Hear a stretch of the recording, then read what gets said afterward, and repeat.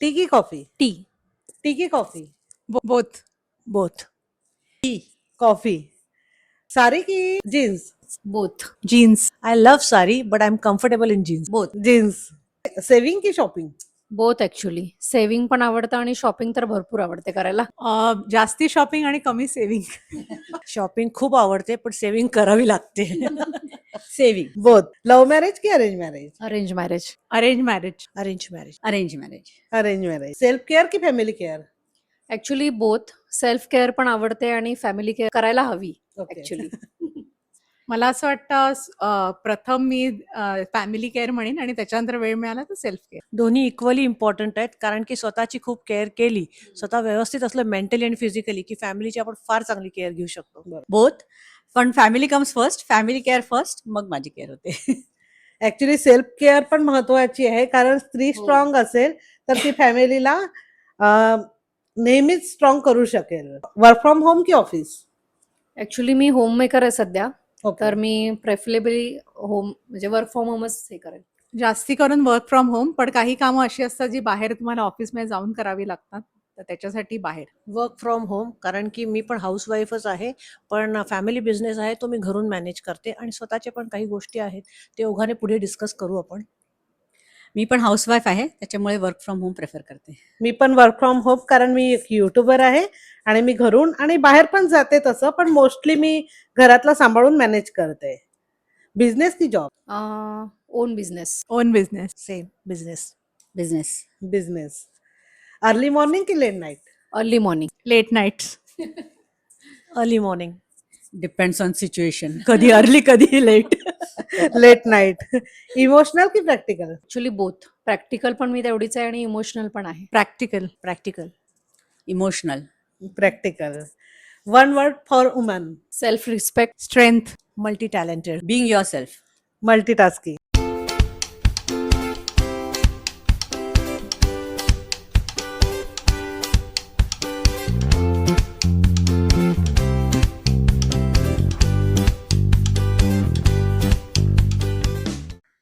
प्रियाज कुकिंगला सबस्क्राईब करा आणि बाजूची बेल आयकॉन क्लिक करा, त्यामुळे येणाऱ्या व्हिडिओची नोटिफिकेशन तुम्हाला मिळेल. नमस्कार, मी प्रियंका. प्रियाज कुकिंग मध्ये आपले मनापासून स्वागत आहे. आपण वेगवेगळे विषय घेऊन नेहमीच भेटत असतो. आज आपण इंटरनॅशनल वुमन्स डे स्पेशल बोलणार आहोत, गप्पा मारणार आहोत महिलांच्या खऱ्या आयुष्याबद्दल. आज आपल्या सोबत आहेत गृहिणी, वर्किंग वुमन, बिझनेस वुमन आणि एक कुकिंग युट्यूबर. घर, ऑफिस, मुलं, शाळा, बिझनेस, युट्यूब सगळं बॅलन्स करताना महिलांची खरी ताकद काय असते ते आज आपण बोलणार आहोत. चहाच्या सुगंधासोबत आज होणार आहेत मनमोकळ्या गप्पा. त्यामुळे व्हिडिओला सुरू करण्याआधी व्हिडिओला लाईक करा, व्हिडिओ शेवटपर्यंत बघा, कारण कदाचित तुमची स्टोरी ही यात कुठेतरी तुम्हाला सापडेल. Let's celebrate women's day the real way. चला तर सुरुवात करूया. आज आपण सगळ्या women's day special, international women's day जवळ येतो आहे आणि वुमन्स डे स्पेशल पॉडकास्ट करतोय. पॉडकास्ट म्हणजे आपल्याला गप्पाच करायच्या आहे.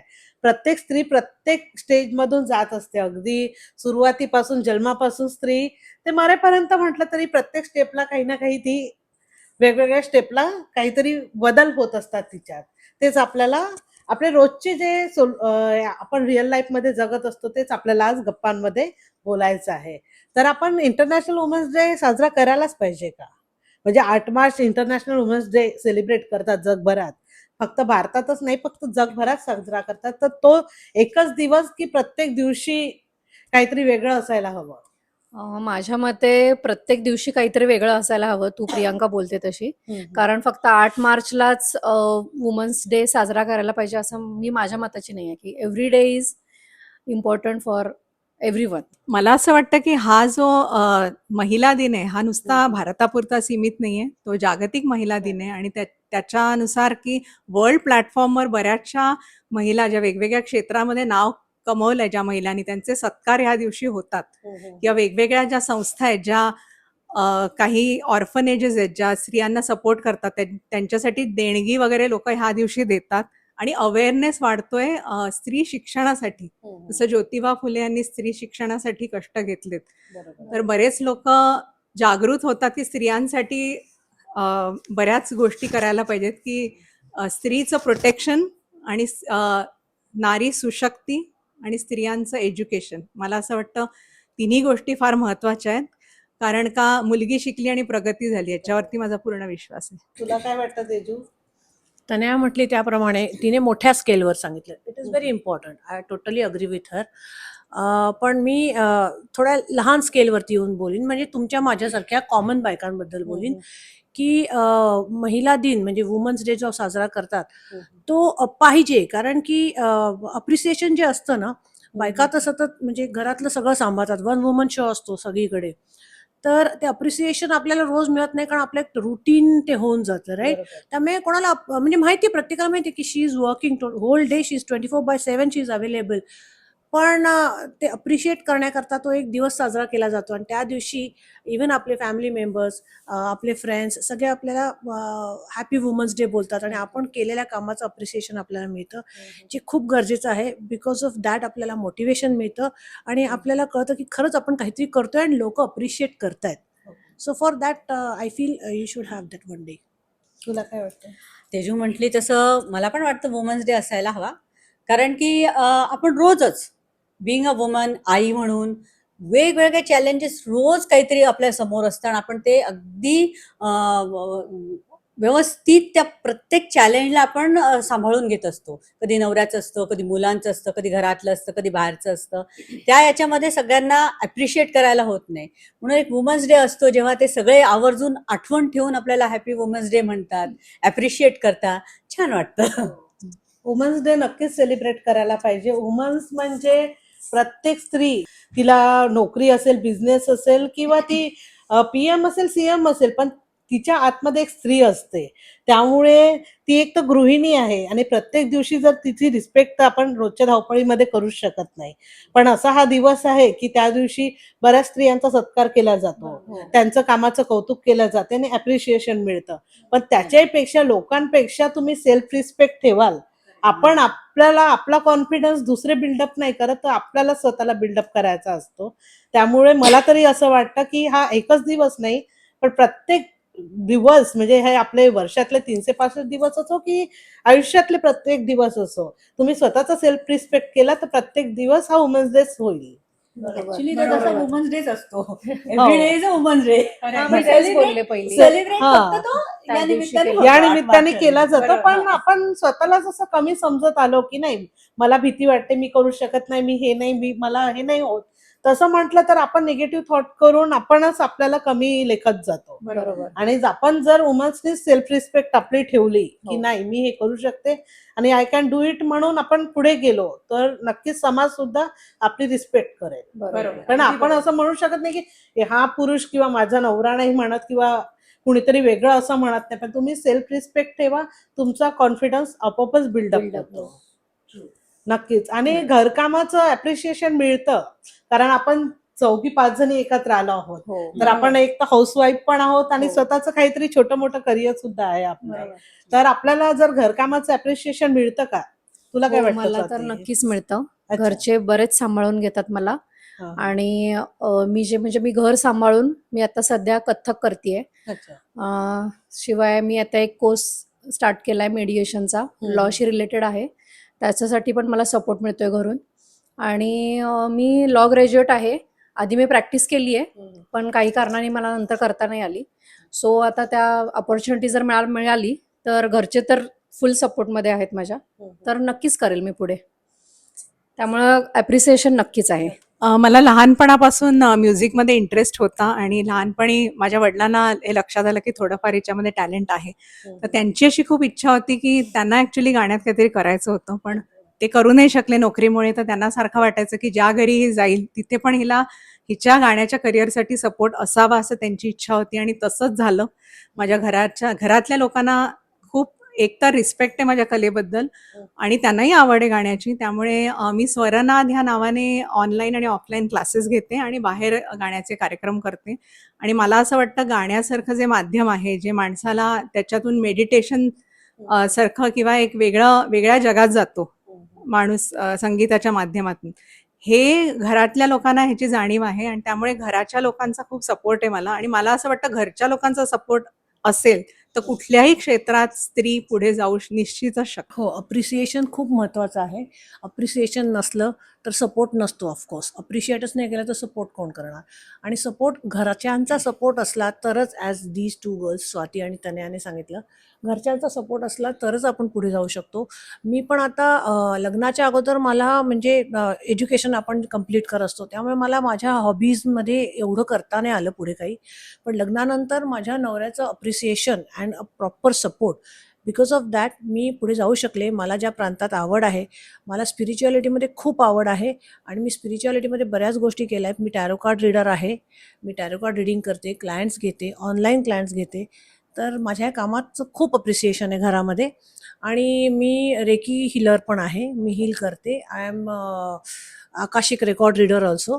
तर या सगळ्या गोष्टी मी केलेल्या आहेत, कारण की मी जे करते त्याचं खूप अप्रिसिएशन आहे. अनुषंगाने मला सपोर्टही केला जातो. तर हे खूप गरजेचं आहे की अप्रिशिएट करा, म्हणजे आम्हाला मोटिवेशन मिळतं. मी पण जसं तेजू आणि स्वाती आणि ही म्हटली तसं माझं पण मत आहे की घरून ॲप्रिसिएशन भरपूर आहे, रादर सपोर्ट पण आहे, पुश ऑन पण करतात. मी ॲक्च्युली लग्नाआधी स्पोर्ट्समध्ये खूप ॲक्टिव्ह होती, बऱ्याच स्पोर्ट्समध्ये हे होती. पण लग्नानंतर काही ते कंटिन्यू करता आलं नाही किंवा शक्यही नव्हतं. पण माझ्या नवऱ्याला माहिती होतं की हिला आवड आहे, तर रादर त्यांनी मला पुश करून ट्रेकर्स ग्रुपमध्ये पाठवून वेगवेगळ्या ट्रेकिंग्सला हे करून मी करूनही आले बरेचसे. तर त्याच्यामुळे सपोर्ट भरपूर आहे आणि ॲप्रिसिएशन पण आहे. काहीही केलं तर कधीच कुठल्या गोष्टीला हे नसतो की तू असं का तसं का, असं काही हे नसतं. निगेटिव्ह काही घरात येत नाही. त्याच्यामुळे सपोर्ट पूर्ण आहे आणि ॲप्रिसिएशन व्यवस्थित आहे. मला असं वाटतं ॲप्रिशिएशन तर पाहिजेच, पण तुम्ही स्वतःहून पुढे जायला म्हणजे दे धक्का नको. तुम्हाला वाटते आहे की नाही बाबा घरकामातून तुम्ही थोडा तरी वेळ काढून काहीतरी करतायत, तेव्हाच म्हणजे नवरा असो, सासू असो, सासरे असो किंवा मुलं असो, तुमचा रिस्पेक्ट करतात आणि त्याला पुश ऑन करतात. पण लगेच छोटा बिझनेस स्टार्ट करत असेल आपण आणि चला हे घर माझं जसं युट्यूब चॅनल आहे, तर घर की मुर्गी दाल बराबर या सारखं पहिले होतं. आता जसं जसं मी स्वतः ग्रो करते आहे, तर समाजात काय घरी तर होतो रिस्पेक्ट, असं नाही. मी असं म्हणणार नाही की नवऱ्याला रिस्पेक्ट नसतो, की घरातले लोक असं बोलून दाखवत नाहीत की नाही बाबा. actually. मुलांना पण कळत नाही नेमकं आई. पण आज आई कुठे जाते आहे, काय शो करते आहे, टीव्ही मध्ये काय दिसते आहे, इकडे मॅगझिन मध्ये काय दिसते आहे, तर लगेचच कॉन्फिडन्स बिल्डअप होतो. देन आपल्या समाजामध्ये पण आपलं एक स्थान होतं. त्यामुळे अप्रिशिएशन तर आहेच. माझ्या मिस्टरांचं पण हेल्प आहे. मुलं सुद्धा खूप छान सपोर्ट करतात. आणि आपल्याला आपण एक गृहिणी आहोत, तर आपल्याला नेहमी असं कोणी म्हणतं की तू फक्त घरीच असते, तर तुमची प्रतिक्रिया काय असेल नेमकी? मी घरीच असते म्हणजे मी असं म्हणायला पाहिजे की माझ्या घरातले निर्धास्त असतात. म्हणजे ते बाहेर जातात. माझा नवरा पण लॉयर आहे. तो बाहेर जातो. माझे सासरे बाहेर जातात. त्यांना माहिती आहे मी घरी आहे. मी घरी आहे म्हणजे ते रिलॅक्स असतात की हा बाबा स्वाती घरी आहे, त्यामुळे मला काही टेन्शन नाही. बरोबर. त्यामुळे मुलं पण बिंदास्त असतात, घरचे बिंदास्त असतात. त्यामुळे मी घरी आहे, त्यामुळे मी हॅपी आहे आणि मी घर सांभाळते ह्याच्यात सुद्धा मी हॅपी आहे. त्यामुळे मी घरीच असते तर चांगलीच आहे मी घरी असते. नक्कीच. तनया? तुला काय वाटतं तनया? मला असं वाटतं की ज्या बाहेर जाऊन बायका नोकरी करतात किंवा कुठलाही बिझनेस वगैरे सांभाळत असतील तर त्यांचे number of hours may be fix असू शकतात. पण ज्या घरी बायका ज्या होम मेकर मी म्हणते, Homemaker, हाऊसवाईफ हो. नको म्हणायला, तर त्या सदैव म्हणजे त्यांना नंबर ऑफ आवर्स असे फिक्स नसतात. त्यामुळे अचानक कोणी पाहुणे आले किंवा कोणाला पटकन काय खायला द्यायचंय द्यायचं. किंवा बाहेर गावाहून कोणी येतंय, कारण का काही काहींचे नवरे परदेशात असतात किंवा मुलं परदेशात असतात, तर त्यांच्यासाठी काय बनवून पाठवायचे. तर it is like round the clock job आहे असं मला वाटतं. आणि जसं स्वाती म्हणाली ह्याच्यावरती मी पण ऍड ऑन करते की बाहेर जे नवरे जातात कामाला, तर ते निर्धास्त असतात की मुलांची काळजी आणि घरच्या लोकांची काळजी ही ती स्त्री घेत असते आणि पूर्ण घरात एक अतिशय पॉझिटिव्ह एन्व्हायरमेंट तिच्यामुळे प्रस्थापित होतं घरामध्ये. ते फार महत्वाचं आहे. प्रश्न असा होता की तू घरीच आहे, घरीच Yes. असतेस. तर त्या प्रश्नाबद्दल मी असं म्हणेन की जसं या दोघी बोलल्या, इट इज ट्रू की आपण घरी असतो, त्यामुळे आपण we are home makers. Like आपण घरी असतो म्हणून घरातले बाकीचे जे बाहेर जातात ते निर्धास्त असतात, की खाणं पिणं, मुलांवरती संस्कार, त्यांचा अभ्यास, एव्हरीथिंग फॉर द मॅटर. तर आपण सगळं बघतो. त्याच्यामुळे बाहेर जाणारे आपले हसबंड म्हणा किंवा सासरे, जसे स्वातीचे सासरे बाहेर जातात, ते निर्धास्त असतात.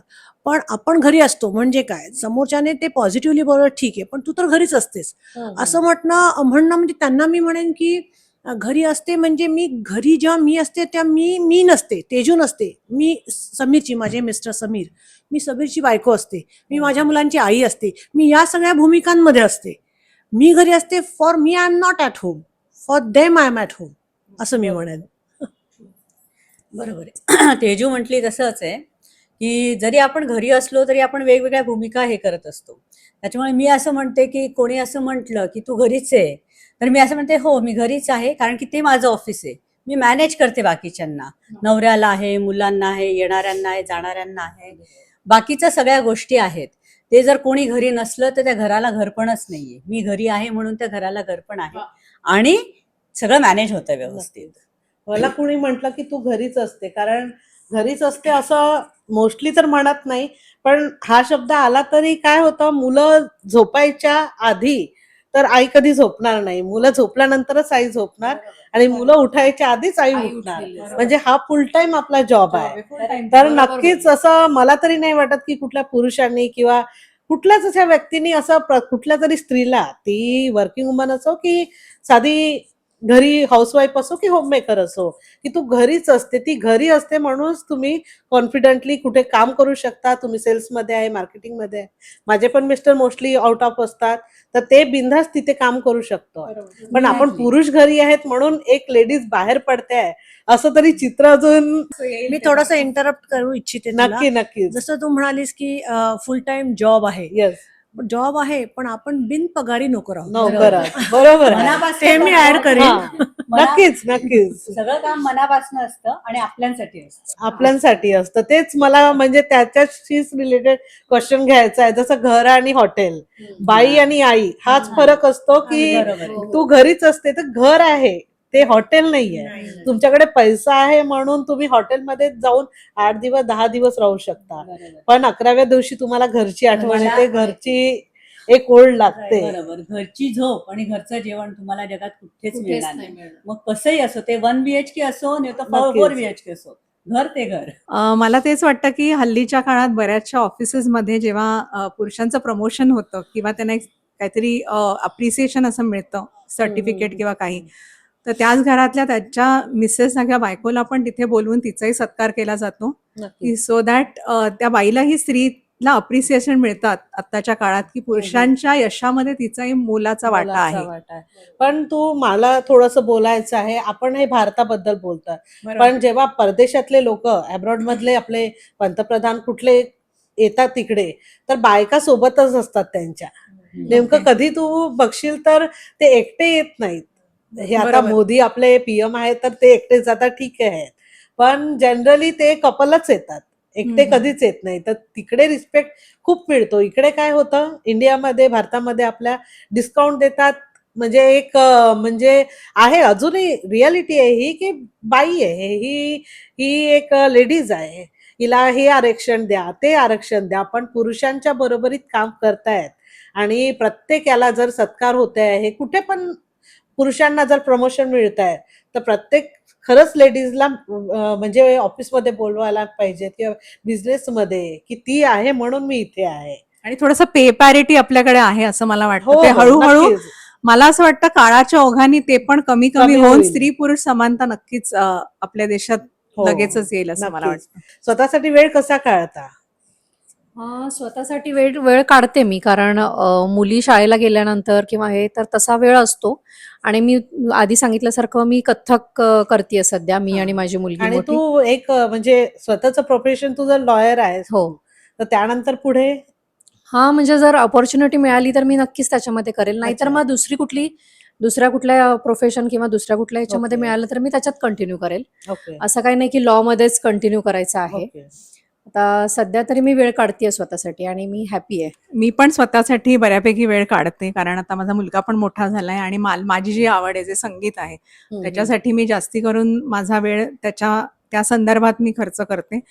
आणि मला असं वाटतं की नॉट नेसेसरी की वेळ मिळाला की तुम्हाला कामच करायला पाहिजे. स्त्रीला रिलॅक्सेशन पण फार महत्वाचं आहे. त्यामुळे स्पा व्हिजिट्स किंवा सॅलॉनमध्ये तुम्ही जाऊ शकता, शॉपिंगला जाऊ शकता किंवा मेडिटेशन करू शकता. Not necessary. आणि फ्रेंड्स बरोबर कसं आहे, ही बरोबर म्हणाली की मैत्रिणी ह्या फारच महत्वाच्या आहेत एका स्त्रीसाठी. त्यामुळे गेट टुगेदर असतात, किटी पार्टीज असतात. मला असं वाटतं की प्रत्येक स्त्रीनी तिथे गेलं तर तिचं मन मोकळं होतं आणि एका वेगळ्या बरोबर. वातावरणात आपण Stress जातो. buster आणि आहे. स्ट्रेस बस्टर आहे फार महत्वाचं आहे स्त्रीला.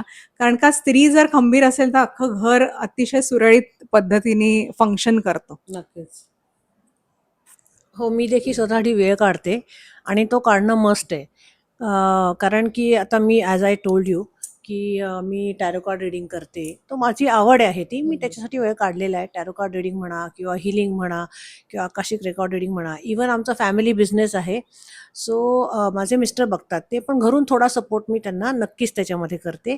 आणि ॲज तनया सेड, कामच करायला पाहिजे असं नाही. नाही, तर मी बरोबर. सॅलूनमध्ये पण जाते, स्पामध्ये आणि शॉपिंग करणं आणि मैत्रिणींबरोबर भरपूर फिरते. आता वॉकेथॉन अरेंज केलेलं आहे. हो, नक्कीच. हां, वुमन्स डे तर स्पेशल. तिथे वुमन्स डे स्पेशल तिथे सुद्धा हां. जाणार आहे आणि आम्ही सगळ्या आहोत. हो, आणि नक्कीच. प्रियांका तू सुद्धा आहेस तिथे. हो. तर या गोष्टी इट कीप्स हॅपनिंग. पण त्याच्याबरोबर मी एक गोष्ट म्हणेन की स्वतःकरता वेळ, आता प्रत्येक स्त्रीचं उत्तर वेगळंच असणार. पण आजकाल प्रत्येक जण स्वतःकरता वेळ काढूच शकतात. कठीण नाहीये त्याच्यात काही. बरोबर. पण त्या व्यक्तीला, त्या स्त्रीला तो वेळ काढता म्हणजे काढावासा वाटणं हे पण जरुरी आहे. काही स्त्रिया आहे ना घरातच रमतात. नवरा, पोरं, रांधा वाढा, उष्टी काढा. She is happy in that Happy, particular बरोबर. सिच्युएशन.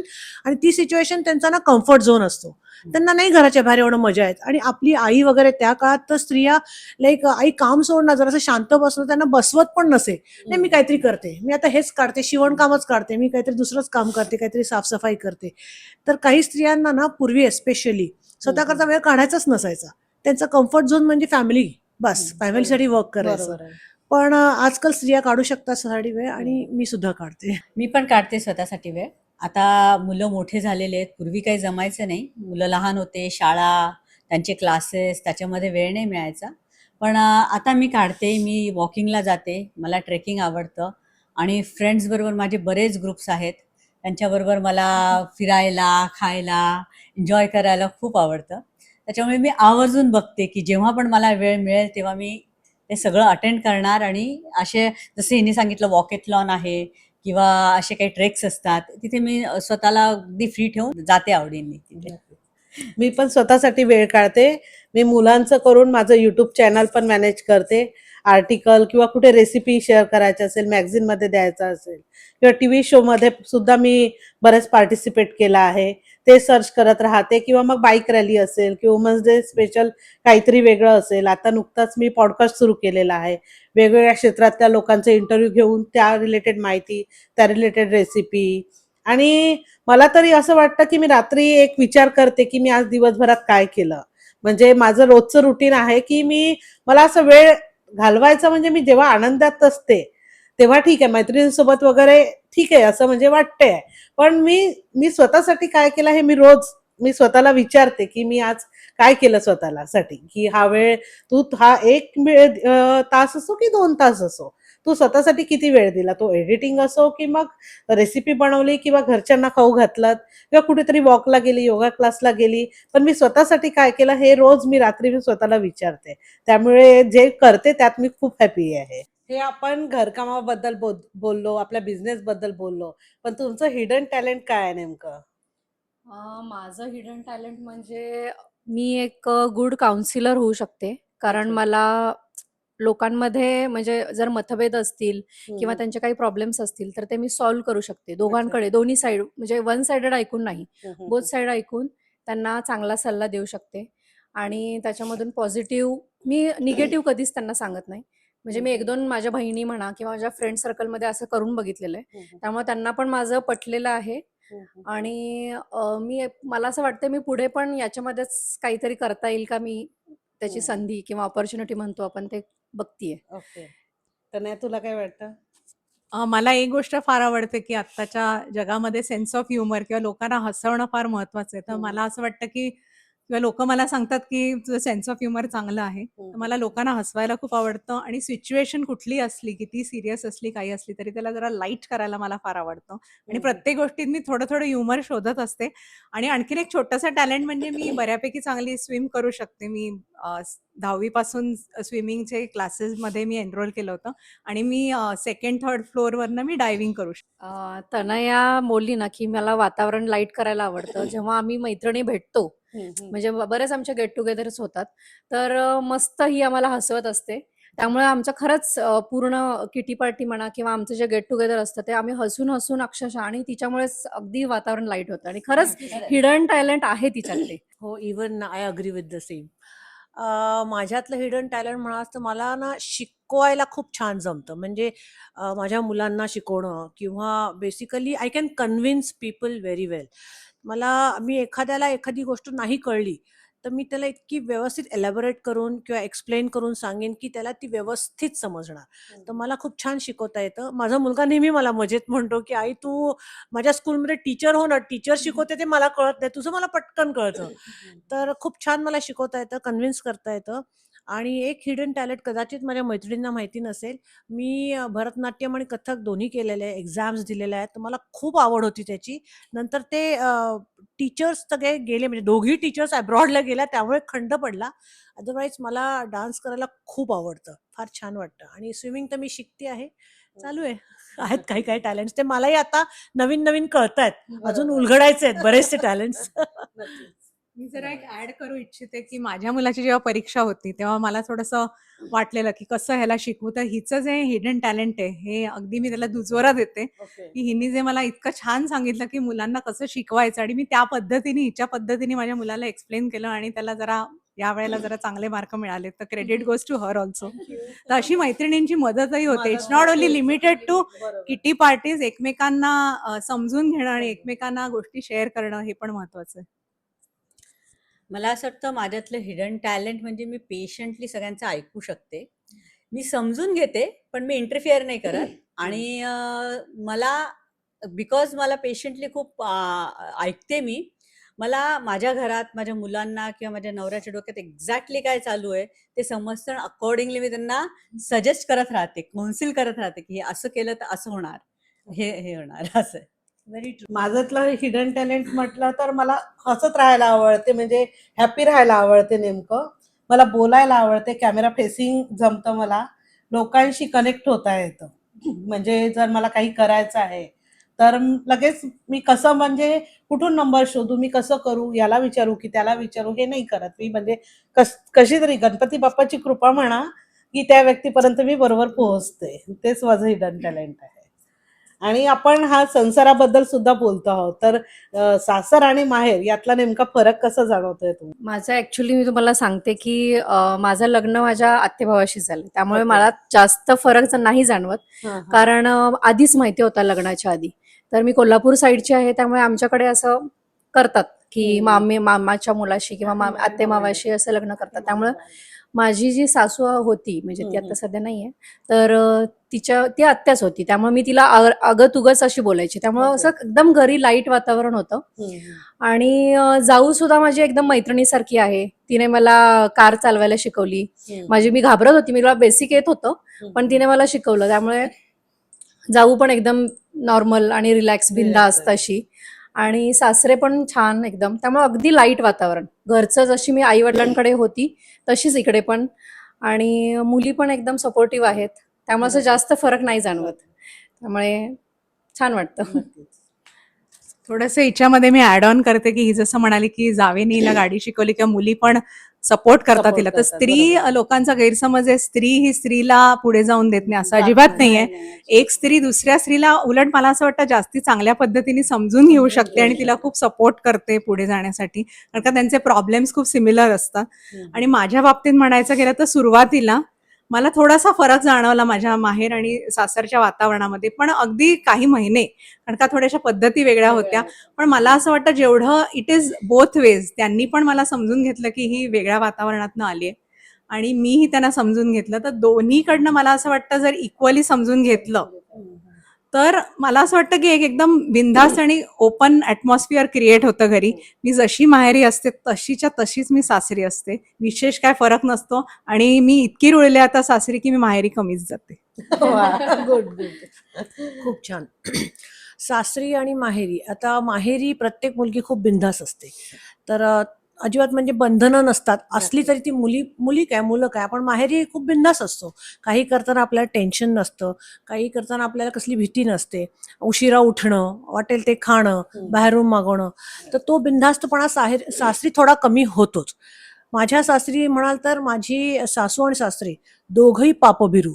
म्हणजे आणि इतके छान की म्हणजे सासूबाईंनी तर मी आणि माझी जाऊ म्हणजे माझा धाकटा धीर आहे. तर आम्ही दोघी जेव्हा आलो तेव्हा आम्हाला सांगितलं किचनमध्ये तुम्हाला जे बनवायचं ते बनवा. लाईक असं नाही हेच बनवा, हे अशा तऱ्हेनेच बनवा, काय नाही ते खुली छूट. लाईक असं कशामध्ये त्यांनी म्हणजे ढवळाढवळ नाही जास्त. त्यामुळे आम्ही आमच्या पद्धतीने किचन हँडल करत होतो. आणि सासू सासऱ्यांनी कधी म्हणजे टिपिकल सासू किंवा टिपिकल सासरे असं नाही. सासरे तर अगदी वडिलांसारखे आणि सासूबाई पण अतिशय शांत स्वभावाच्या.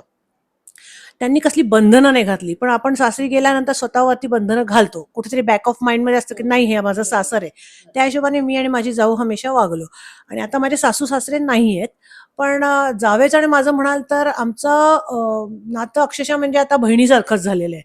म्हणजे आम्ही जेव्हा ट्रिप्सला जातो, पिकनिक्सला जातो, तेव्हा आम्ही चौघं, मी, माझा नवरा, मुलगी आणि मुलगा. आम्ही चौघच नाही जात तर धीराची फॅमिली, त्यांना पण मुलगा आणि मुलगी आहे, त्यांची फॅमिली आम्हाला हवेच असते आणि ते गेले तरी त्यांना आमची फॅमिली हवीच असते. म्हणजे इतकं आमचं नातं घट्ट आहे. एकत्र जेव्हा आम्ही एन्जॉय करतो ना तेव्हा आम्हाला खूप मजा येते. म्हणजे आम्ही एकमेकांना खूप प्रत्येक वेळी मिस करतो. आणि जाऊ आणि मी तर अक्षरशः बहिणीसारख्या झालेलो आहोत. आम्ही we love each other like anything. दीर पण दीर नाही, धाकटा भाऊच म्हणू शकता. They are very good. आणि आमचं सगळ्यांचं बॉन्डिंग खूप छान आहे. त्यामुळे सासरी खूप आवडतं. ॲज तनया सेट, मी सुद्धा माहेरी कमीच जाते, मी सासरीच रमलेले आहे. तुला काय वाटतं? जसं तनया आणि तेजू म्हटली तसंच माझ्याही सासर माहेरमध्ये असं काही फारसं हे नाही. माहेरी मी अगदी सगळ्यांची लाडकी होती, एकटी होती बहीण. तसंच इकडे आल्यावर पण हे माझा नवरा पण एकटाच आहे, मी एकटीच सून आहे, त्याच्यामुळे सासरी पण व्यवस्थित लाड होतात. सगळं चांगलं आहे. फक्त आमच्या पद्धती फार वेगळ्या होत्या. तर त्या मग मी शिकून घेतल्या. माझ्या सासूबाईंनी मला शिकवल्या, अगदी प्रेमाने आईसारख्या शिकवल्या त्यांनी. आणि आता आम्ही एकत्रच आहे. म्हणजे आमची प्रत्येक दिवाळी एकत्र असते. मी, माझी सासूबाई, नणंद, आमच्या दिवाळ्या एकत्र असतात. आम्ही कुठे फिरायला जायचं असलं तरी आमच्या सगळ्या फॅमिली एकत्र फिरायला जातो. त्याच्यामुळे मला असं काही फारसं सासर माहेरमध्ये फारसा फरक नाही जाणवला. मला सासर माहेरमध्ये फरक म्हणजे माझा बोलका स्वभाव आहे आणि मिस्टरांचा कमी बोलणारा स्वभाव आहे. तर लग्न झाल्यानंतर 1 महिना तरी मी म्हणजे मला वाटलं की मी कुठे आली आहे. म्हणजे मला असं वाटतं की फ्रेंड सर्कलमध्ये राहायला आवडतं, बोलायला आवडतं. तो पुरुष असो की स्त्री असो. माझं असं नव्हतं की हॉस्टेल लाईफ जगल्यामुळे असं नव्हतं. पण मिस्टरांचा स्वभाव जरा म्हणजे कमी बोलका. असं मनात वेगळं असं काही नाही, बट खूप म्हणजे असतात काही पुरुष की कमी बोलणारे. तर त्यामुळे मला तो फरक जाणवला. आणि खाद्य संस्कृती म्हटलं तर आम्ही दोघे पण विदर्भातले आहोत. त्यामुळे फूड सारखेच होते. त्यातला फरक नाही. पण त्यानंतर जशा जबाबदाऱ्या हा सासर माहेरमध्ये खूप फरक जाणवला की माहेरी आपण एवढं बिनधास्त असतो आणि जबाबदाऱ्या नसतात. जे आपण करिअर करायचं आहे किंवा काही करायचं आहे पुढे, तर आपण बिनधास्त ते करू शकतो. पण इथे सगळ्या जबाबदाऱ्या पार पाडून आपल्याला करिअर करायचं आहे, हा एक मोठा मला फरक जाणवला सासर आणि थोडंसं मध्ये एक माहेरमध्ये. बोलीन. तू म्हणालीस ना नवरा खूप कमी बोलतो आणि तू बोलकी आहे. माझ्याकडे पण नवरा माझा कमी बोलतो, खूप कमी नाही पण कम्पॅरेटिव्हली, आणि मी खूप बोलते. पण मला वाटतं हा एक ना प्लस पॉइंट आहे. टेक इट पॉझिटिव्हली, कारण दोघंही बोलत ऐकणार कोण. बरोबर आहे, बरोबर आहे. तेजू, पण काय होतं सुरुवातीला आपण जेव्हा लग्न करून येतो ना, तेव्हा म्हणजे माझं 23व्या वर्षी लग्न झालेलं. तेव्हा माझं करिअर एक माझ्या डोक्यात होतं की मी आता पुढे तर बोलणारच त्या विषयावर, तो तर पॉइंट येईल. पण आपण नवीन व्यक्तीला ऍक्सेप्ट करणं किंवा जबाबदाऱ्या सगळे आता हे मलाच करायचंय आणि लगेच आई होणं, हे सगळं ऍक्सेप्ट करायला जरा कठीण जातं सगळं. हा, खूप लहान लहान होते. आणि मला म्हणजे मला असं म्हणजे फुलपाखरासारखं उडायला आवडतं हो, खरं हो. तर. मी खरंच सांगते म्हणजे हो, मला हो, हो. खरं तर आतमध्ये एक आणि बाहेर एक असं नाहीये खरंय, माझं. खरंय. मला फुलपाखरासारखं उडायचं होतं आणि कुठलं तरी काहीतरी अचीव्ह करायचं होतं. खरंय. लग्न तर ठीक आहे, असं काही नाही, बंधन असतात म्हणून काही आपण काही करू शकत नाही, पण बरोबर. त्यातून तुम्ही वेळ काढून तुम्ही काहीतरी करू शकता. खरंय, खरंय. आणि मला ते नेहमी असं गिल्ट फील होतं की यार मी का नाही केलं, माझ्यात ती होतं, मी करू शकत होते ही गोष्ट, पण का नाही. मी पण जेव्हा लग्न करून आले ना हम्म, तेव्हा even I was working. Me Tata press मध्ये होते, मी सेलोमध्ये नंतर जॉब करते. बरेच वर्ष 10, 11, 12 वर्ष मी जॉब करत होते. हम्म, बट जेव्हा मी कन्सिव्ह केलं फर्स्ट चाइल्डला तेव्हा थोडे कॉम्प्लिकेशन्स होते म्हणून मला जॉब सोडायला लागला. आणि for my kids I left it hmm. Forever. तर मग असं झालं. पण ॲज यू सेड हा. की नाही म्हणजे आता ठीक आहे, मी एक मला करिअर करायचं होतं म्हणजे कॉम्पिटेटिव्ह क्रॅक करून मला बँकिंग क्षेत्रात किंवा म्हणजे असंच वशिला लावून मला कुठे नव्हती नोकरी Right, करायची right. किंवा मला प्रायव्हेट जॉब करायचा बरोबर. नव्हता, मला इकडेच वळायचं होतं. बरोबर. पण आता जी पॅशन होती त्यालाच मी करिअर करते आहे आणि पुढे पुढे जाते आहे. म्हणूनच मी पहिले पण बोललेली की सेल्फ रिस्पेक्ट महत्वाचा व्हेरी ट्रू. आणि कॉन्फिडन्स हा बाहेरून कोणीच देत नाही. नाही देत. तो बरोबर. तुम्ही जेवढं करता आणि जेवढा एक्सपिरियन्स तुम्हाला मिळतो, करून बरोबर. करून येतो. लोक काय म्हणतात, लोक काय करतात ते बघायचं नाही, तू Never, कुठे never. पुढे गेली व्हेरी ट्रू. आणि प्रत्येक दिवसात तू नवीन काय करते ते खरंय. महत्वाचं आहे. आणि मी एक छोटासा एकच सेकंड बोलते की जसं सासर माहेर तू म्हणालीस, तर हम्म, मला असं वाटतं माहेरी आपल्याला एकच सेट ऑफ पेरेंट्स असतात, पण लग्न करून गेल्यावर एक बोनस मिळतो की we have got 2 sets of parents. Yes, नक्कीच. हे आपण सगळ्यांबद्दल बोललो, पण एक आपल्यामध्ये असतं की यार आपण हे करायचं होतं, ही गोष्ट राहून गेली, त्यालाच आपण आता बकेट लिस्ट म्हणतो. तर बरोबर. स्वाती तुझी नेमकी बकेट लिस्ट काय आहे? माझ्या बकेट लिस्ट खूप लिस्ट आहे, पण मी सगळ्या नाही सांगणार. पण एक माझी म्हणजे खूप माझी इच्छा आहे की हम्म. एकदा असं मॉडेलिंग सारखं किंवा असं कुठल्या तरी ऍड मध्ये काम करणं अच्छा. किंवा म्हणजे असं एक कारण मला ना, मी खरं सांगते, मला नट्टापट्टा करायला खूप आवडतं. आवडतं. प्रत्येक वेळी असं फॅशनेबल कपडे किंवा जे नवीन ट्रेंड आहे हा व्हेरी गुड. म्हणजे नवीन जे ट्रेंड मध्ये आहे ते घालणं किंवा असं आवडतं. आणि एक असं मला वाटतं की एक कुठली पण ऍड, एक छोटीशी ऍड किंवा काहीतरी एकदा करावी, ही एक माझी अशी आहे इच्छा आहे. बकेट लिस्ट मध्ये एक आहे. माझी बकेट लिस्ट एकच आहे की मला पूर्ण जग फिरायचंय आणि तिकडचे वेगवेगळे जे कल्चर्स आहेत किंवा वेगवेगळ्या देशातले लोकांचं राहणीमान कसं असतं, ते त्यांचं दैनंदिन जीवन कसं असतं, त्यांचं कल्चर कसं असतं, त्याचा स्टडी करायला मला फार आवडेल. तर ही माझी बकेट लिस्ट आहे. मला काहीतरी ॲडव्हेंचरस करायला खूप आवडेल. इच्छा आहे एकदा तरी करायची. मला स्काय डायव्हिंग करायला आवडेल. आता मी 50 प्लस आहे. हेल्थ कितपत अप्रूव्ह करते माहित नाही, बट आय वुड नक्कीच लव्ह. नक्कीच करेल. माझ्या बकेट लिस्टवर वेगवेगळ्या जागा फिरण्याच्या आणि निसर्गरम्य जागा फिरून ते एन्जॉय करायचं. नक्कीच. माझी बकेट लिस्ट आहे, मी घरी स्वयंपाक करते आणि मुलांना मिस्टरांना खाऊ घालते. सेलिब्रिटींसोबत टीव्ही शो सुद्धा केले आहेत, पण मास्टर शेफ मध्ये मला संजीव कपूर किंवा बाकी जे आहेत सगळे त्यांच्यासोबत मला एक रेसिपी बनवायची आहे. एक काय म्हणजे मास्टर शेफ शो करायचा आहे. तथास्तु, मी तथास्तु. ऍक्च्युली खरं तर एकदा हे ऑडिशन दिलं होतं, पण ते पुढे नाही झालं. पण नंतर कधीतरी हे करून ऑडिशन देऊन मला मास्टर शेफ मध्ये नक्कीच जायचं आहे. मला वाटतं तू आम्ही सारे खवय्यामध्ये हा, मी घेतलंयस ना? टीव्ही शो मध्ये हो. म्हणजे मी 2017 पासून टीव्ही शो करते आहे. हो. तर आम्ही सारे खवय्ये बरेच असे 6 ते 7 टीव्ही शो केलेले आहेत. आता लास्ट हा शो माझा US ला पण केलेला आहे. अरे वा. त्यामुळे मस्त. भरपूर असं म्हणजे तोच कॉन्फिडन्स एक छोटा, मला पण तेच म्हणायचं की प्रत्येक स्त्रीला असा कॉन्फिडन्स तुम्हाला विकत कुठूनच मिळत नाहीत. तुम्हाला हे करून करूनच येतं. आता सध्या तरी मी माझा पॉडकास्ट प्लस रेसिपी सुद्धा मी घेते आहे. तो कॉन्फिडन्स तुम्ही काहीतरी करताय त्यानंतरच तो कॉन्फिडन्स बिल्डअप होतो. ही माझी एक बकेट लिस्ट आहे की मला मास्टर शेफ मध्ये जायचं आहे. होईल नक्कीच. नक्कीच. जसं तेजू बोलल्यासारखं तथास्तु. हो, नक्की. बरं, आता बरंच आम्ही आमच्याबद्दल बोललो. हा, आता हा. थोडंसं तुझ्याबद्दल बोलू. नक्कीच. तू युट्यूबर आणि घर म्हणजे आता ऍज अ हा, हा. युट्यूबर तू करते, सगळ्यांचे पॉडकास्ट वगैरे घेते. हम्म. तर हे आणि व्हिडिओज अपलोड करणं किंवा या प्रोफेशन मध्ये आणि घर दोन्ही कसं सांभाळते तू? मी ऍक्च्युली प्रायोरिटी तर घरच्यांना देते, कारण मला पण 2 मुलं आहेत, एक बरोबर. 12 वर्षाचा, एक 6 वर्षाचा. त्या दोघांचं आणि घरातलं मॅनेज करून त्यानंतर मी माझं सुरू करते शूट. म्हणजे आपल्याकडे जनरली गृहिणींना 2 ते 3 तास तरी मिळतात. त्यामध्ये हे करून किंवा मग एखादी नाईटला 2 वाजेपर्यंत 3 वाजेपर्यंत जागायचं असेल तरी आय एम कम्फर्टेबल, कारण मला करायचं असतं ते. मी कसं पण करून म्हणजे ज्या दिवशी 3 दिवसानंतर व्हिडिओ माझा नवीन जातो, तर मग मी ते मॅनेज करते. पण माझ्या घरात असं काही खूप बायका नाहीयेत कामाला. माझ्याकडे एकच बाई आहे, म्हणजे भांडीला आणि लादीसाठी, आणि बाकी सगळं काम आवरून मी माझं करते.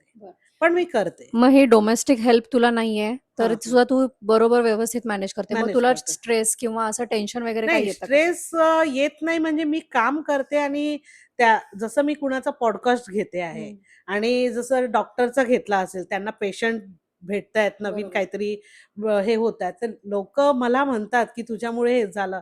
तेच माझं खूप मोठं गिफ्ट अरे असतं. वाह! किती आणि छान. मी काहीतरी करते आहे. मी आधी तेच बोललेली.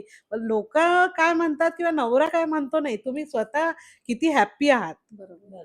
ते महत्वाचं आहे. तुम्ही हॅपी असाल ना, तर लगेचच चेहऱ्यावर हसू येतं बरोबर. आणि आपला कॉन्फिडन्स बिल्डअप होतो. बरोबर. तू पण आमच्यासाठी एक मोठं प्रेरणास्थान आहेस. नाही. खरंच. ते तुझ्याकडे बघूनही मला बऱ्याच वेळेला मोटिवेशन मिळतं की नाही, नाही. आणखीन काम करायला पाहिजे आयुष्यामध्ये.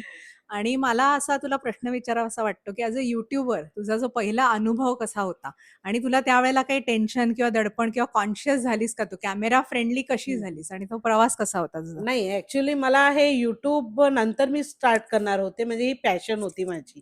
मला, म्हणजे मी तुम्हाला आधीच सांगितलं, की 23व्या वर्षी लग्न झालं. 1 महिन्यानंतर म्हणजे मोठा मुलगा राहिलेला. त्यानंतर 2-3 वर्ष मी स्ट्रगल केलेलं, कॉम्पिटिटिव्ह मध्ये करिअर करायचं होतं. नाही, मला वाटते की इथे नाही होते आहे. मग मी ते स्टॉप केलं. त्यानंतर काही मसाले सेल केले मी. मी विदर्भ साइडची असल्यामुळे सेल केले. त्यानंतर परत मला विचार आला, की सेकंड चान्स घ्यायला पाहिजे. त्यानंतर कोविड आला. त्यानंतर कोविड संपता मग परत आपल्याला एक होतं, गिल्ट फील होतं. आपल्या मनाचं असं, म्हणजे तू साध्या भाषेत म्हटलं, रक्त सळसळ होतं, की अरे काही नाही केलं. हे काय रांधावाडा गोष्टी करा, तेच करतो आपण. एवढं करून काय करतो आहात? तर मग मी स्वतःच असं, म्हणजे 2-3 ठिकाणी रेसिपी दिल्यात पेपरमध्ये, इथे-तिथे, आणि त्या माझ्या पब्लिश झाल्यात. आणि त्यानंतर मी 2017 मध्ये अमित सारेखवे, संकर्षण कराडे, त्यांना तिथे अप्लाय केला टीव्ही शोला, आणि 15 जणांची टीम माझ्या घरात येऊन शूट झालेला. तो थोडा कॉन्फिडन्स. त्यानंतर हळू-हळू जसं मी कुठे रेसिपी ही देत होती, तर माझ्या मिस्टरांनी सहजच म्हटलं, की "तिथे देण्यापेक्षा तू तुझं काहीतरी कर" म्हणून.